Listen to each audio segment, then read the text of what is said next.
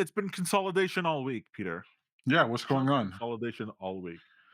Since the drop on February 5th, it's just been sideways markets. Now, I like sideways markets to a certain point because once you get these oscillations, you can just trade oscillation after oscillation, which has been great so far.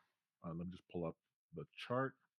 All right, so the ninth last week was over here. So this is where our weekly trade started, and the idea here is that we talked about that we'd be moving up to this level over here. So this is the 97.3. I forget the exact number that we said last week, but essentially there. And it worked as always, as almost always. The trade worked fantastically, and we moved up to that level.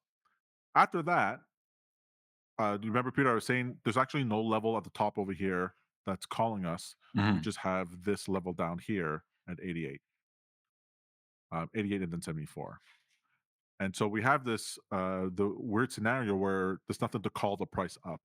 And so after we hit the weekly, we actually moved up a little bit higher in order to get the VWAP from the day before that wasn't hit. Great, we called there, and then we've just been oscillating since then.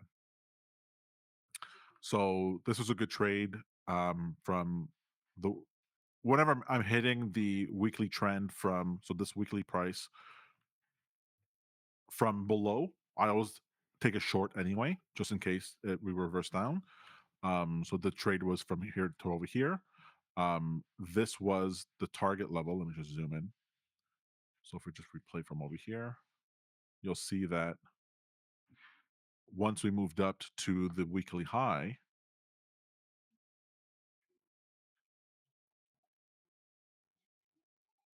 yeah. So once we moved up to this weekly high, which is the target for the week from over here, I actually took an initial short from over here. This level here, we had the cross on this level, but whenever it happens like on the bar, like on the weekly bar, it's sometimes a little bit sus. I haven't gotten the rules for this yet, but the this level then becomes it's almost like quasi mitigated. It can still call the price. Mm. So that's why as we move forward, it actually came down over here, actually mitigated it. Um, and we've just been oscillating between these areas. Now, what we're paying attention to now is still this $88,000 level down here is still being called, right? There's still this downward pressure towards this area. But we are consolidating sideways. So if I actually toss on a wave here,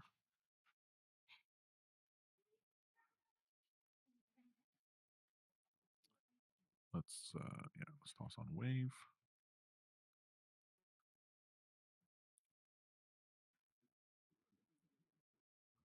What we also talked about last week is that this purple line, this purple wave, the seasonal average, is moving up, and it moved up past the Hmm. 88 level, past our recent lows, and it's just been moving up, moving up, moving up. At the same time, we have this trend here moving lower. I don't know if you can see it, Peter. It's a little bit hard I to see, but can. this is I can see. brown line here. And this level is moving lower. This level is moving lower. This level is moving higher. So whenever I see this sort of thing, and this is the trend that we've been following also for a while. So whenever you get this sort of convergence, you know that generally speaking, around this area is when you're going to get some sort of clarity. Usually, either the price is going to move down and then up, or whatever. Something should happen around this area. So I'm expecting a significant move, basically by the 24th of February. Now, as long as we don't, so this is sort of like causing. Does it make sense to you, Peter, if I say that this area sort of causes this squeezing? It's squeezing together, right? Yeah. And at some point, it's going to have to decide. It's not likely to just continue off sideways. It could, but it's not likely to do that. And when I toss on, yeah, so something might need to be resolved. Now, I do have a concern here. I was paying attention to dollar liquidity. If we take a look at that here, let's go to the daily. And I've been following this chart. It's been useful in order to get ideas of peaks and bottoms in liquidity.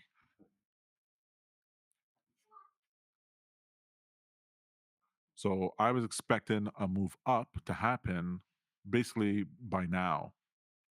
Now, if it turns out that that move up, that all that was this little bounce from over here to up over here, and that's what counted for this move. Mhm. So basically, if by today, tomorrow, if we don't actually break significantly higher, then we end up in this consolidation downward. Let me move our picture. You end up in this consolidation and then downward move in Bitcoin, right? If this is as high as we go and we head sideways and we head down, well, then we are actually likely to get down to the $88,000 range. Right. Now, we did have a pickup in liquidity. So this pickup in liquidity that we're seeing over here, this purple line, this is what's offset over here, which is suggesting that around April is when we should start seeing another significant move up, even higher than what we saw recently. In fact, are you even higher than this one over here? Yeah, so this would be like near 106 levels. It's not an exact uh, one for one correlation, so you can't go exactly with that. But I like looking at what level were we at previously. So this level over here, this level over here matches liquidity over here. So I, I keep hearing about the banana zone that we're going to get from Raul and from other people, and there is an indication that liquidity is building up because we are getting that short term liquidity that's moving up over here, and we have the our wave moving up. But if we break down over here, if we break below, let's say 92.9 again, or let's call it 93, if we break and close below there, it looks like we're going to go down until April. So we'll see. Sort of up in the air here.